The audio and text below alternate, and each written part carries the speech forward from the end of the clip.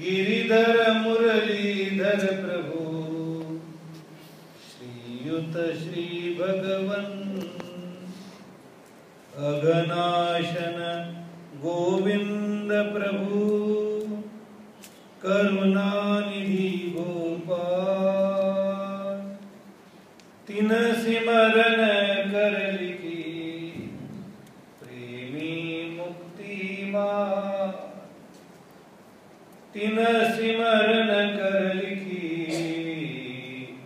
प्रेमी मुक्ति मार गोपाल कृष्ण महाराज की जय श्री दत्तात्रेय महाराज की जय श्री चक्रपाणि महाराज की जय श्री गोविंद प्रभु महाराज की जय सर्वत्र श्री चक्रधर स्वामी की जय श्री स्वामी मूर्ति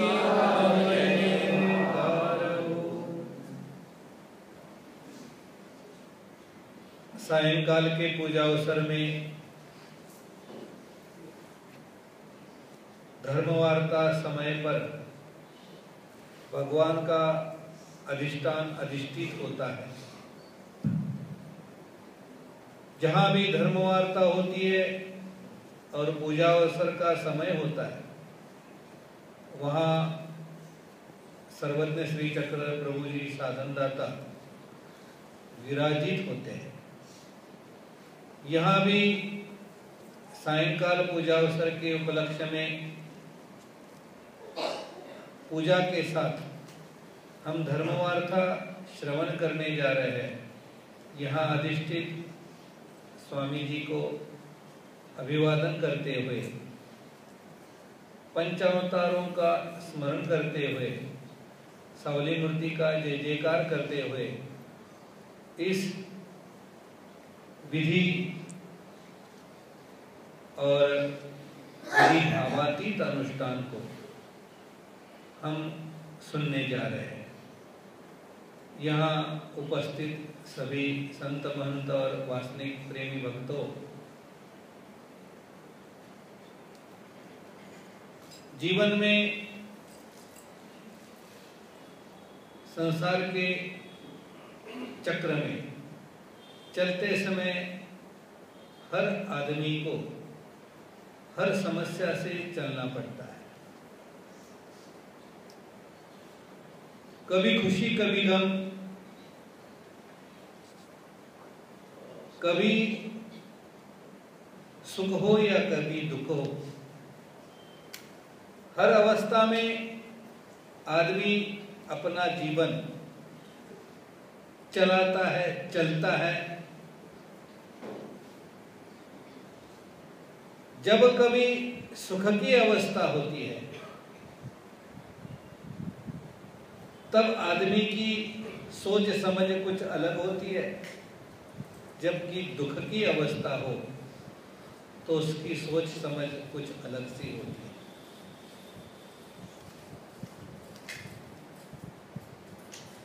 संसार में अमीर गरीबी है, सुख दुख है, संसार के कई अवस्था में हमें जीना पड़ता है। और उस अवस्था में हमारी सोच, हमारी समझ अलग अलग मोड़ पर, अलग अलग रास्ते पर चलने लगती है, जिसके कारण हमारी नाव डामाडोल होती रहती है। चाहे वो गृहस्थी कर्म हो या पारमार्थिक धर्म हो। गृहस्थी कर्म में भी हम किसी निर्धारित कर्म में अटूट साथ रहने, जबकि हमारी परिस्थितियां हमें बदल देती है। कभी कभी ऐसा होता है कि हमारी चाह कुछ और रहती है और होता कुछ और है, तब हम दुविधा में पड़ जाते हैं। लेकिन कर्म करते समय उद्देश्य को लेके जब हम कर्म करते हैं कि कर्म करने का, संसार में जीने का मकसद क्या है, इसको जब तक नहीं जान पाते तब तक तो इधर उधर भटकते रहते हैं, कभी इस मोड़ पर कभी उस मोड़ पर। जब हम अपना कर्म निश्चित कर बैठते हैं कि नहीं, यहाँ हमारा ये अपना कर्तव्य है, यहाँ तक हम मंजिल पा सकते हैं, ये हमारा लक्ष्य है, वहीं से हमने निर्धारित समय पर चलना है। जब तक 25-27 साल तक आदमी होता है तब तक तो चकाचौंधी में और कोई निश्चित रूप से अपना कर्म का, व्यवसाय का हो या संसारिक जीवन का हो, कुछ भी निर्धारित कर्म निश्चित नहीं कर पाता। लेकिन जब जिम्मेवारी आती तब वो अनायासे किसी न किसी मोड़ पर आ जाता है। परिस्थितियां उसको अपनी स्वतंत्रता को नहीं जीने देती, क्योंकि जिम्मेवारी आदमी को क्या करती है, कुछ सिखाती है। बस परमार्थ में भी हमारे जीवन की जीवन पद्धति जो है, निश्चित रूप से जब तक हमारी निर्धारित रूपरेखा जब तक निश्चित नहीं बनती तब तक हमारा धर्म भी, हमारा परमार्थ भी सही ढंग के साथ आगे चल नहीं पाता। इसलिए जो भी हम धर्म कर रहे हैं उसको निर्धारित पहले करना चाहिए। ईश्वर प्राप्ति है माझे ध्येय है, ईश्वर को पाना ये मेरी आखिरी मंजिल है।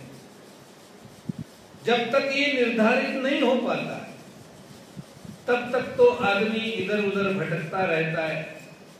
कभी अच्छा हो गया तो भगवान का शुक्रगुजार करेंगे, कभी नहीं हमारी इच्छा जैसा बन गया तो हम उसको गाली भी देने में, उसके ऊपर नाराज होने में भी कम नहीं पड़ते। कभी ज्यादातर पूजा पाठ कर बैठेंगे तो कभी छोड़ भी देंगे। ऐसी स्थितियों में हमारी भावना और श्रद्धा निश्चित रूप से नहीं बन रही है। इसीलिए तो शास्त्र ने कुछ हमारे लिए रास्ते बताए, क्योंकि अब असंविधान धर्म में है।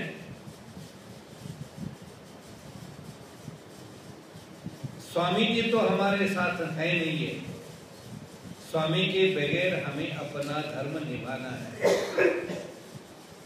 जैसे कोई हमारे माँ बाप जिम्मेवार जब तक होते हैं तब तक हमें कोई भी चिंता नहीं होती है, बस मुक्त जीना जीते हैं।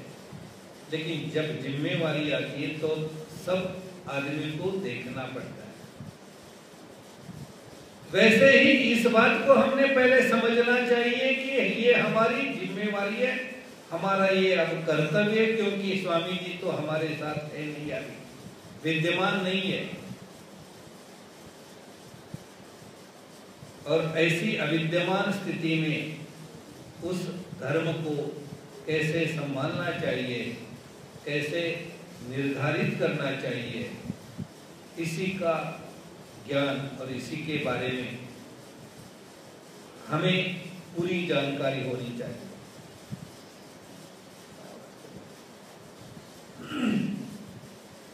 आमतौर पर स्वामी जी ने एक बार श्री नागदेवाचार्य जी को बस ऐसे ही कुछ चलते फिरते समय बेलापुर में एक दिन सुबह सुबह का समय था और स्वामी जी ने पूछ लिया, तो नागदेवाचार्य जी को बुला दिया और कहने लगे कि आप आज असंविधान धर्म जिज्ञासा करो। आज तक उन्होंने ये बात सोची भी नहीं थी कि स्वामी जी के बगैर भी हमें कुछ धर्म का कार्य चलाना है, स्वामी जी के बगैर भी कुछ धर्म होता है।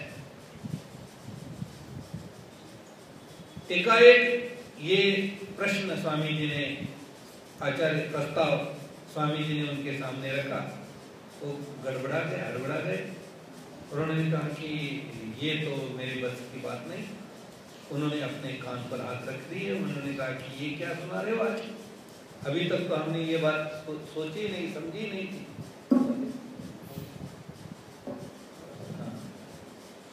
आज तक तो हमने इस बात को कभी सोचा भी नहीं था। और उन्होंने अपने कान पर हाथ रखकर स्वामी जी के सामने ये प्रस्ताव रख रहे कि नहीं है, मैं इसको सुनना तक नहीं चाहता। आप तो आगे की बात बोल रहे हो कि कैसे जीना चाहिए, कैसे करना चाहिए। जब नहीं मान रहे थे तो स्वामी जी ने माहिमृत जी को बोला कि देखो भाई, हम क्या कह रहे हैं और ये क्या कह रहा है। हम अब उत्तरापंथ की ओर जा रहे हैं, तो हमारे लिए आपने कैसा रहना चाहिए, कैसे आचरण करना चाहिए, इसके बारे में आज हम चर्चा करेंगे। इसके बारे में हम अपनी राय आपको देंगे। आचार्य जी तो नहीं मान रहे थे। माहिमृत जी ने उनको समझाया और जब बात सामने आ गई, सबसे बड़ी बात उन्होंने कहा कि आपको असंविधान धर्म में रहना है तो किसके सहारे रहना है? तब उन्होंने सबसे महत्वपूर्ण बात कही कि हे असे तैयार रक्षण, हमने जो भी बात अब तक आपको बताई हुई है, हमने जो जो भी शास्त्र हो, धर्म हो, स्थान, प्रसाद, भिक्षुक और वासनिक, इन चतुर्विध साधन के जरिए, उनके साधन के माध्यम से ही आपको आगे जाना है। वही हमारे रक्षक है। आपने उसको संभालना है, वो आपको संभालेगा। धर्मो रक्षति रक्षिता। आप धर्म का रक्षण करना चाहिए, आपने धर्म का रक्षण करना चाहिए, धर्म आपका रक्षण करेगा। और उस समय स्वामी जी ने अस्थि का निरूपण 1 नहीं, 2 नहीं, 7 दिन तक, दिन रात स्वामी जी ने असली दान धर्म के बारे में भक्त जनों से संबोधन किया है।